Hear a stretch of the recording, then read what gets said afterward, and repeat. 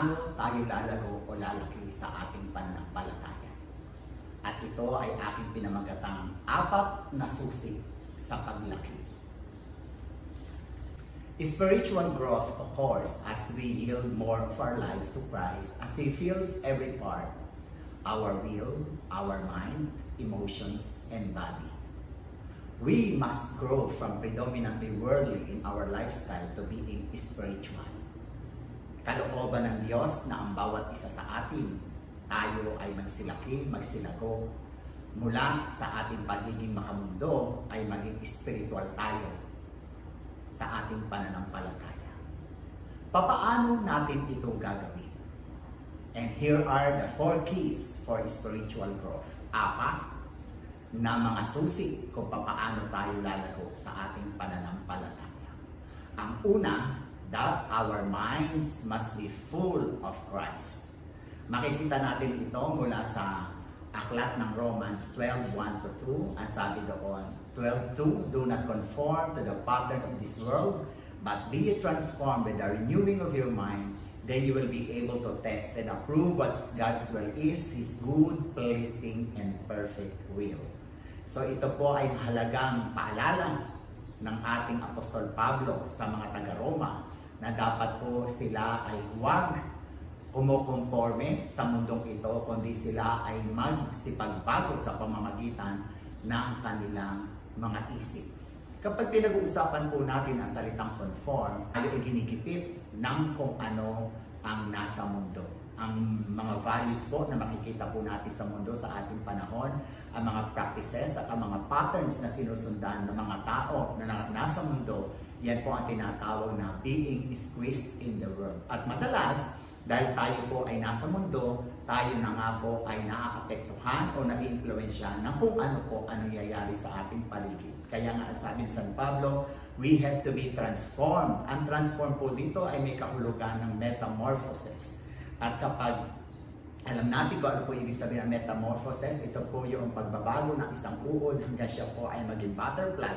At ang pagiging mula sa isang pangit na uod o pinandidirihan ng maraming mga tao, darating po yung panahon in that inward process ay makikita natin ng isang butterfly na makulay at tunay na lilipad ay makikita po natin na naganap ang isang proseso na tinatawag na metamorphosis. At yan po ang ibig sabihin ng be transformed, at ang pagta-transforming ito ay magsisimula doon sa ating mga loob. Ang mangyayari po dyan ay kinakailangan ng isang bagay na dapat po natin gawin ay baguhin natin ang ating mga isip. Mula po sa ating The Mind of Christ, na sinulat po ni T.W. Hunt, ang sabi po niya, Satan knows that if he can get our attention for 5 seconds, he may have our mind for 5 minutes. No, napakahalagang katotohanan na mula po sa isang inspirational speaker at mananampalataya na sabi niya kapag si Satanas at tayo ay nakuha niya sa 5 segundo ang ating mga atensyon, makukuha niya na punuin ang ating mga isipan sa loob ng 5 minuto. Mahalaga po na unawaan natin na kauna-unahan po natin kaaway ay yung pong umiimpluwensya sa takbo at mga gawin dito po sa mundo. At ito'y walang iba kundi si Satanas. Kaya po nga po ang sabi ng aklat po na dito, for the weapons of our warfare are not the flesh but have divine power to destroy strongholds. We destroy arguments and every lofty opinion raised against the knowledge of God, and take every thought captive to obey. Ito po'y makikita po natin sa aklat ng Corinto na ipinaalala po ni San Pablo sa mga taga-Corinto sa Church of Corinth.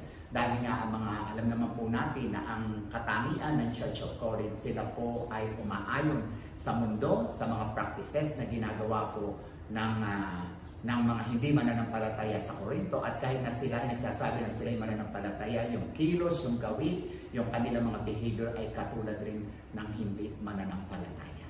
Makikita natin sa katotohanan ito ng strongholds na tinatawag dito ay walang iba na ginagamit ni Satanas ay ang ating isipan.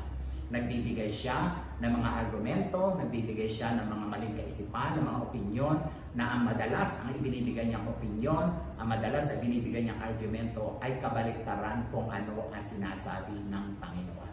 Kaya nga napakahalaga na ang ating mga kaisipan ay tunay na mabago natin, at ang sabi po dyan sa talatang ito, we have to really obey Christ para tuluyang mabago. At ang lahat ng mga mungkahi, rekomendasyon o mga suggestion ni Satanas, dahil ito nga ang ginagawa niyang kuta ang ating mga utak, ay atin pong mapagtagumpayan. Corinthians 2:16, ang sabi diyan, but we have the mind of Christ. Ipinapaalala na tayo na mga nagsuko ng ating mga buhay sa Diyos sa pamamagitan ng ating pananampalataya kay Jesus. Ang sabi naman ng kasulatan, tayo na ay mayroong isipan na isipan po ng ating tagapagligtas na wala iba kundi ang Panginoong Hesukristo. Sa Colossians 3:1 and 2, since then you have been raised with Christ. Now set your hearts on things above, where Christ is seated at the right hand of God. Set your minds on things above, not on earthly things. Ano po yung ibig sabihin ng we have the mind of Christ? Ang ibig sabihin po na tayo ay mayroong isip ng katulad na sa Panginoong Kristo. Ang isipan po natin ay laging nakatuon kung ano po ang naroroon sa itaas, kung ano po ang nangyayari sa kaharian ng langit, kung ano po ang kalooban ng Diyos. Iyon po ang inilalagay ng ating sa ating isipan upang tuluyan itong mabago. Dahil ito ang panlaban natin bilang mga mananampalataya, na pinupuno natin ang ating mga isipan ng mga bagay ng Diyos sa pamamagitan ng mga salita niya, Diyos, upang anuman ang mungkahi, anuman ang ibig sabihin ni Satanas at ang kanyang mga suhestyon ay matatanggihan natin, at tunay na ang isipan ng Panginoong Kristo ang siyang magdudulot sa atin ng tuluyang pagiging masunurin sa salita ng Panginoon.